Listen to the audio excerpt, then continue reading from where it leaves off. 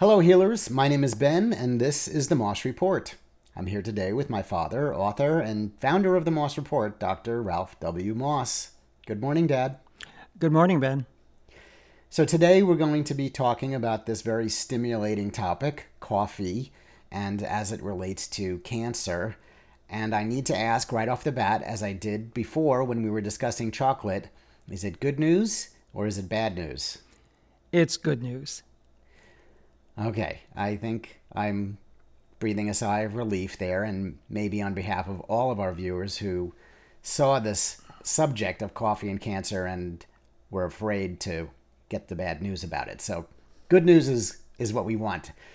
But I don't know. I mean, really? Because I don't think about coffee as being somehow a health food.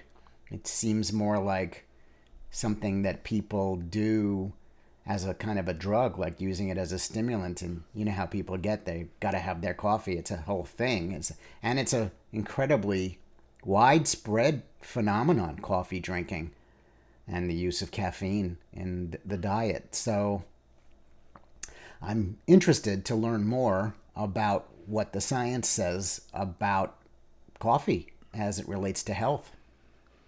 One of the things I've been looking at, Ben, is the history of coffee and coffee use.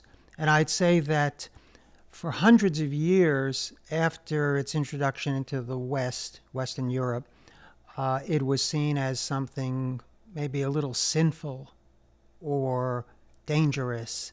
And if you look back at the old medical texts, something I enjoy doing, you find a lot of very, very negative statements about coffee.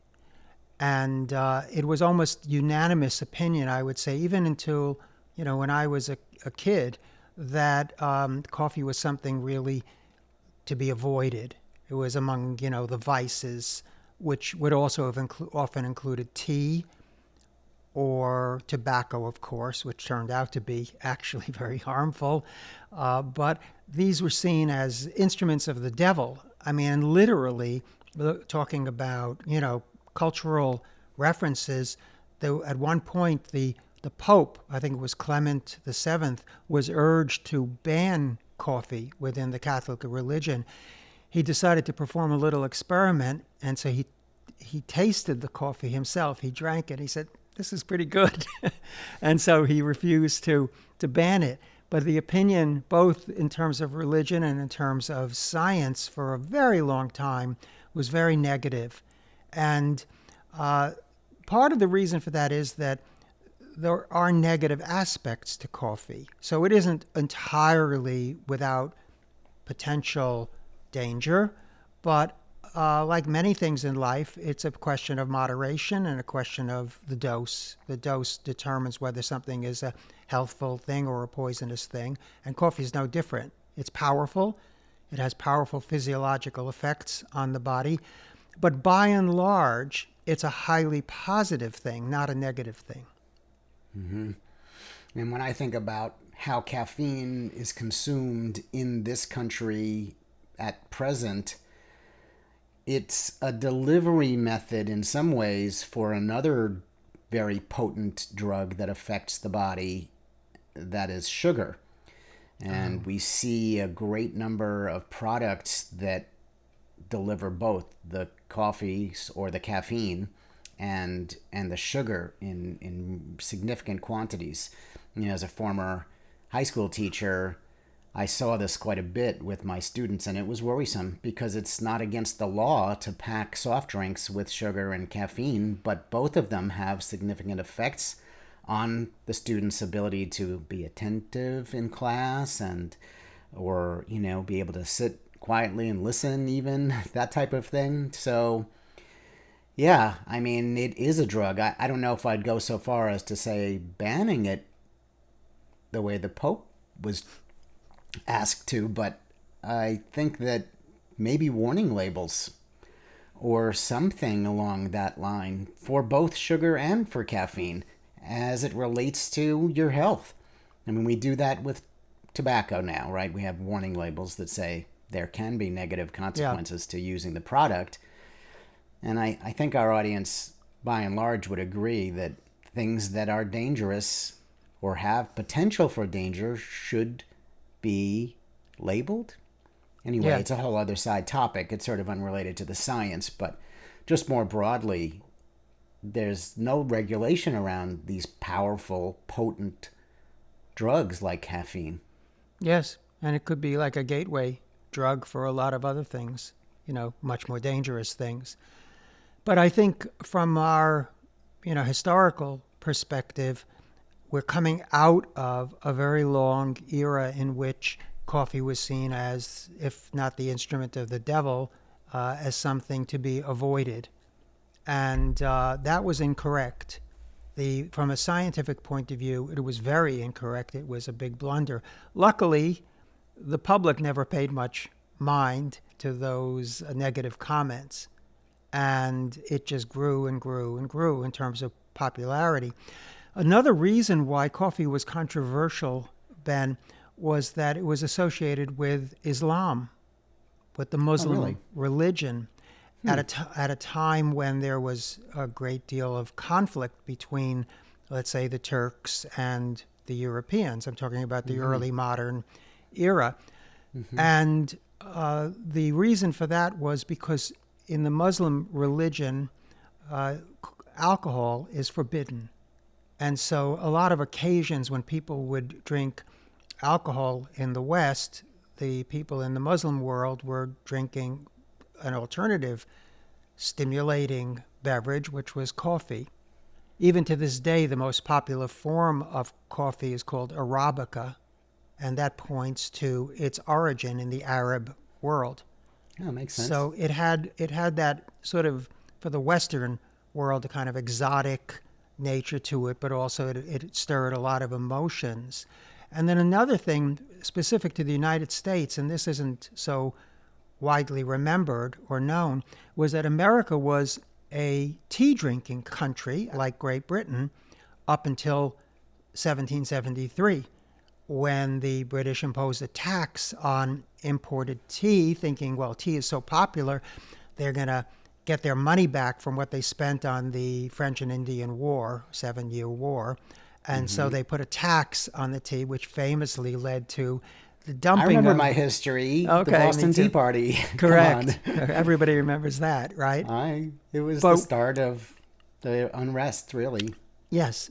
And so, right. And then the British sent punitive expedition to make sure that people would pay their tax on the tea, and then that led to the American Revolution. But the substitute for tea, because no tea was being imported into the United States, or what was then the 13 colonies, was to drink coffee, which up until then was kind of a rare, exotic brew. And it was patriotic from the American point of view to not drink tea and to drink coffee. And so that was the reason that America changed from being mainly a tea-drinking country to mainly a coffee-drinking country. Tea always seems like the healthy way to drink a hot beverage, and coffee, it goes along a little bit more with like coffee and cigarettes or coffee and donuts. It's kind of part of a less strategically healthy choice, But the science has changed all that. People would ask me about coffee, and my answer was that the only thing wrong with coffee is that it's not tea, not green tea specifically. Because if you had to rank beverages, definitely green tea is the healthiest of them. Decaffeinated coffee is also healthy. Fully caffeinated coffee is healthy, but has a lot of question marks around it because an excess of caffeine is going to be harmful. Well, that's interesting. You're saying that decaf coffee also has healthful properties. So that, to me, means that the caffeine is not playing a part in the healthful effect. Is that what I'm hearing you say? So there are other compounds in coffee other than caffeine that are of great interest scientifically. Kahweol and cafestol are the main ones. And they're... Okay, wait. Let me see if I heard that. Kahweol and cafestol? Correct. Okay. And they're in the oily part of the bean. and they have a lot of anti-diabetic and anti-inflammatory and anti-cancer activity to them. Oh, great. So you've been doing some research into studies that were done on this subject. I assume that's where you're getting this information. Do you want to just jump right in and show us what you found? Sure. There are about 500 studies that relate to this topic, and I want to just pull up one of them because I think it beautifully summarizes the overall situation. This is like the most relevant, most well-researched, and biggest Yes, study that you were able to find? because it's a meta-analysis. So Okay, it's yeah, we've talked about those before. For our audience, a meta-analysis is essentially a big picture look at the studies that have been done and an aggregate of the information that's contained across a number of different studies. Exactly. So these people looked at all the studies up until the time that they published, and the picture, and then they assemble that into a single picture, the overall picture. So you could look at any one of those 500 studies and come up with all kinds of results. Some many good, some not so good. But the highest level of proof in evidence-based medicine is contained in these systemic reviews or meta-analyses, and that's what this is. Great. Okay, so this is a study that you found, coffee consumption and risk of cancers, a meta-analysis. Okay. So I see that it uses that word risk. I'm assuming that means that they're talking about coffee as it relates to prevention rather than treatment. Is that right? Absolutely, yes, that's exactly right. This is what we call primary prevention, meaning preventing the disease from happening at all. If you're talking about treatment, of course, that's another question. Whether or not people with cancer should take coffee, would that be good for them or bad for them? And there's a number of different ideas out there, which are that caffeine or coffee taken one way or another could be beneficial to cancer patients, but large, reliable scientific studies like the one I'm showing, they don't go into that. This is simply what happens to large populations when they drink coffee in different countries, and what happens to different parts of the body. In terms of our focus, of course, is on cancer. These studies have also been done on diabetes, Parkinson's disease, and so forth. So there's other possible health benefits to coffee, but we're only focusing on the occurrence of cancer. Let's take a look at where it came from. So Yeah, this is the BMC Cancer. That's a peer-reviewed journal, is it? absolutely. And I'll say a few words about BMC Cancer. This is part of the Nature group. So Nature is the oldest scientific publication in the English-speaking world. Nature magazine? They own it. So this was a merger of Springer, the largest German publisher of scientific books and journals and articles, and Macmillan and Nature. So it's a huge conglomerate, and they've published 100,000 scientific books over the years and millions of articles. And so it's sort of like the VW or the Ford of scientific publishing, just a gigantic enterprise and monopolistic almost, but very reliable because Nature is the top journal, scientific journal in the world, I would say, the highest impact. And this is one of their maybe 200 journals that they own. And it's what's called open access, meaning that the full article is available free on the internet. So anybody who's interested can access this and can learn more about the details of it. Oh, good. And we'll include a link to this paper in the description then. All right. And how about these authors and where the actual study came from? I see they look like their names might be Chinese. They are. And that makes me wonder, were they studying only Chinese people, Chinese data? No, they cast the net very wide, worldwide, and it's every country where studies were published where particular populations were looked at in terms of the risk of developing different kinds of cancer.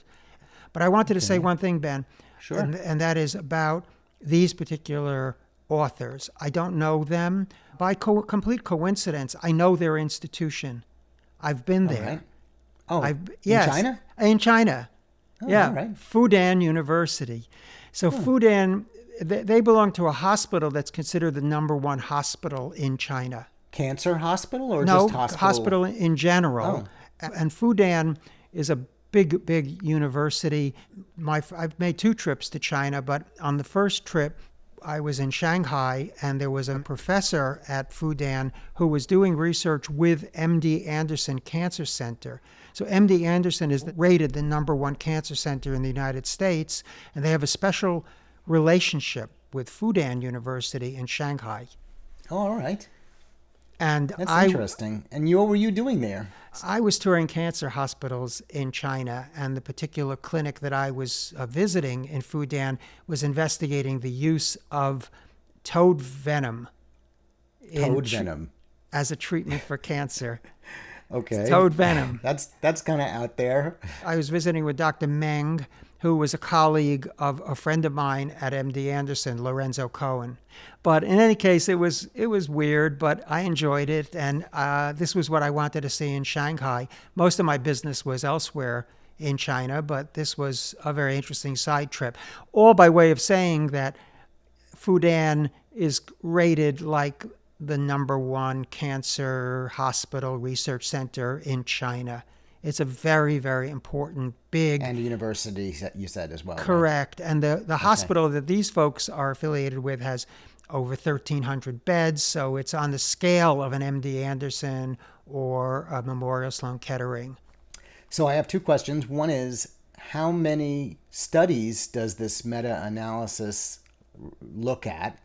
And in total, how many people were involved in all of those studies? Right. So they are combining the results of 59 different studies on coffee and cancers of various types. And there were that many. I think they said somewhere in the paper that there were actually 300 papers referencing the topic of coffee and cancer, but they picked the 59 studies that were similar enough that you could sort of treat them all as if they were one giant big study. And the number of participants, over 2 million.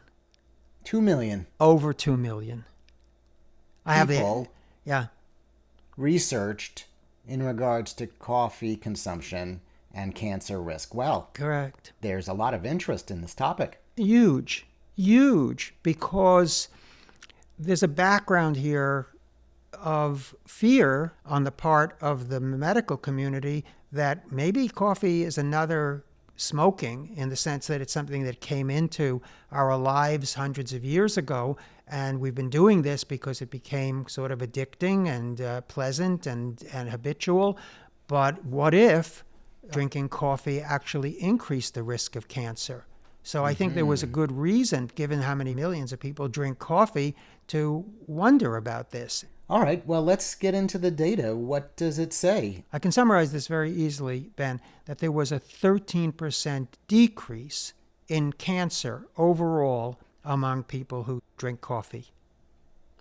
I'm sorry, I'm speechless. Did you just say that there's a 13% difference between the incidence of cancer among coffee drinkers versus non-coffee drinkers? Correct. That's right. 13. But the numbers for particular kinds of cancer some of them are astounding. Like liver cancer, there was a 46% reduction. What?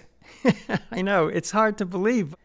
Would you say those results are reliably accurate? Yes, because they're coming from many different institutions, many different places. And as I said, some of them had mediocre results, some of them had blowaway results, but when you put them all together, it's very impressive, it's very convincing. That's why in the way that scientists describe the strength of data It's in a kind of pyramid shape. At the top of the pyramid of evidence are meta-analyses like this one. So among scientists, this would be among the highest ranked of all the types of studies you could do. Do you feel that they were cherry picking this data in order to draw some positive conclusion? No. I didn't get any of that feeling. It seemed to me to be an unbiased study and very competent and up to world standards in the way that these studies are done. I couldn't see any difference between this and what would be done at Harvard School of Public Health or any other major institution. Everything is a green light in terms of the reliability. To give you the conclusions of the meta-analysis, it's that coffee consumption reduces the total risk of cancer and has a beneficial effect in some of the major kinds of cancer. For some kinds of cancer, there's a 50% reduction in the amount of cancer. Hard to believe. Pancreatic cancer, there's almost a 20% reduction. And even leukemia, there's a 36% reduction among the people who drink coffee. Well, these numbers are astounding. They are. And it makes me really want to dig deeper into the data and into those studies that this data was extracted from to see what they came up with in the individual studies about the different compounds and about how they're affecting and interacting with the human body. I'm curious as to all of that. Was any of that information presented in this paper? No, it's a very fascinating question. One would, of course, look at the caffeine and see what relationship that has to the patient's health or chance of getting cancer. So there are some other beneficial compounds in coffee like cafestol and kahweol that have been a focus of a lot of research. And it could be these antioxidants and these other chemicals that are beneficial for the patient. And did some of those studies, of the 59 studies that this meta-analysis covers, specifically look at those compounds, or were they more broad, like coffee drinking versus non-coffee drinking, the way that this paper is breaking it out? Well, overwhelmingly, it's done the way this study did it. In other words, just looking at how much coffee people had and whether they were coffee drinkers or not coffee drinkers. It's a different department, I would say, that looks at those kind of things than looks at the chemistry of the coffee. Mm-hmm. So I'm glad that we didn't have to bring our audience some bad news about coffee, because I think they would have had our heads. And in fact, wow, really great news to everyone who drinks coffee. And I practice what I preach here. Cheers. Yeah, cheers. I think the science is compelling. I think the topic is fascinating. But I want to talk about this in a slightly different way, about coffee as a platform for a daily delivery of healthy compounds. And the coffee that I'm drinking this morning, that I drink every morning, has 3 other health ingredients incorporated into it. I'm assuming you don't mean milk and sugar, right? I don't put sugar in, but what I do put in is chicory root, roasted, ground chicory root, and I also put in cinnamon and some chocolate. I've been doing this for years, and I do it consistently, and I think it's a very important part of my health regimen. I use 1 part regular coffee, 1 part decaf coffee, 1 part chicory root. And it's delicious. It takes the acidic edge off of the coffee. I find easier to digest. But the main reason for doing that is that the main ingredient in chicory is inulin, not insulin. There's no S in this. Inulin, I-N-U-L-I-N. Inulin is the best source of prebiotics practically in nature. It's a soluble fiber, means that it's dissolved in water, and it helps your digestion. But the main reason for taking inulin is that it feeds the friendly bacteria in your gut better than almost anything else. And in fact, if you want proof of this, just go look online at products that are called prebiotics, that are fibers that will feed the gut bacteria. they're almost always just inulin. And the two main sources of inulin in the world are chicory root and then something called Jerusalem artichoke, which isn't used as a coffee substitute. But it just turns out that roasted chicory root is a coffee substitute, and not a bad one, by the way. Even if you love coffee as I do, but it does not in any way harm or interfere with the taste of the coffee. In fact, I think it improves the taste of the coffee. I'm getting the benefit of the chicory in a very tolerable, in fact, pleasant way that doesn't interfere with the pleasure of drinking the coffee. And we all have to be concerned about this because every year the importance of the gut microbiota or microbiome increases in importance in science. And so the science is going hugely in favor of understanding, hey, this is really essential to health. The immune system and the gut microbiome are really part of the same system, essentially. So let me see if I can connect the dots here. You're saying that chicory contains inulin, a soluble fiber, which then, when consumed, feeds the microbiota and helps the health of the microbiome in the gut, and that there's a strong correlation between a healthy microbiome and a healthy immune system. Correct. And the healthy immune system does the work of helping to fight against cancer on a daily basis if it's functioning. And so by adding chicory into our diet, we're adding in a potent anti-cancer ingredient. That's right. Exactly. Okay, that's great. So what else do you add into your coffee? I add in cinnamon, but it doesn't mix into the coffee. It just sort of sits on the top and then gives the aroma as you're drinking the coffee. And a lot of people do it just for the flavor, but there are health benefits to cinnamon as well.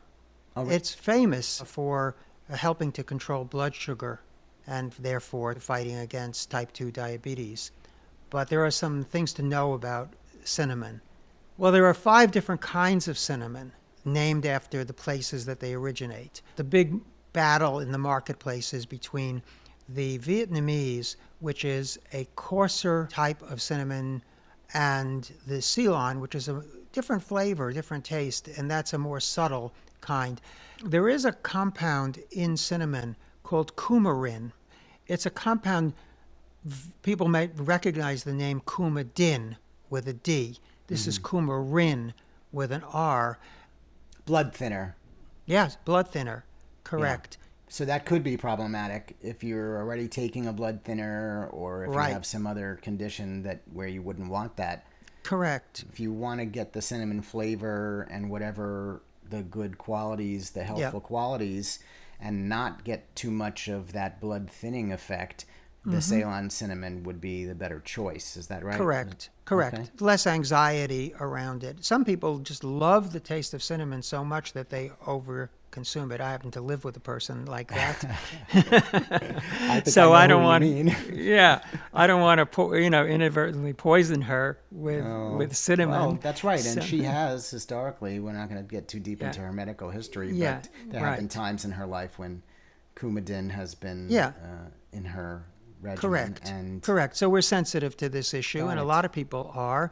So just to remove that risk. Plus, I like the idea of taking the real original Verum, Ceylon, or Sri Lanka cinnamon. It isn't the same flavor as I'm used to with cinnamon. It turns out that the cinnamon that I've been eating most of my life must be the Saigon or the Vietnamese cinnamon because it has more of the typical taste and aroma and flavor of what I identify as cinnamon. If you're just putting a little shake on your coffee, you're not going to get so much of this coumarin to make any difference. It's only if you go wild with it that you're at any risk at all. That's a good thing to add.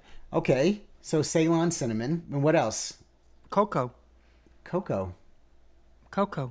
which I keep on the table in a shaker. I try to avoid added sugar as much as I can, but I definitely feel that the benefit of getting a square of chocolate every day outweighs potential harm of an extra gram or two of the sugar. But I'd rather not, so I add in cocoa, and cocoa is pure chocolate. And I just take a shaker and then I fill that with cocoa powder, and that goes on the table and gets put into the coffee in the morning. And yeah, it's delightful. So your recipe in a nutshell then is 1 part decaf coffee grounds, 1 part caffeinated coffee grounds, and 1 part chicory, roasted chicory root. Exactly. And that's what gets brewed, just like that. Right. And then on the table, you've got a shaker of Ceylon cinnamon and a shaker of 100% cocoa powder as well. Correct. And that's just to taste a little shake of each of those in the coffee. Right. Exactly right. That's my morning routine. I mean, that seems pretty easy, and none of those things are off-putting. It's not like you're adding, fish oil to the mix. Right. And trying to ruin something that otherwise is enjoyable. No, it makes it actually more enjoyable, I find. All right, well, I love that recipe. I'm into it. I'm going to start making it right away. I'm not going to waste any time. I'm going to order up some of that chicory. I'm going to get some Ceylon cinnamon. I'm going to find myself some really good quality cocoa powder, and I'm just going to start adding it right into my coffee in the morning. There's no reason not to that I can see. I think you're going to love it. It's a great recipe. And it sounds good. It's good. It's good. It tastes fantastic. In fact, I'm going to have a little bit more right now. Mm-hmm. Delish. To get extra cancer-fighting properties in our daily routine, that should be all of our goal, I think. And so, unless you have anything else to add on the topic, thanks as always for the education. We really appreciate it. But for now, for the Moss Report, I'm Ben Moss.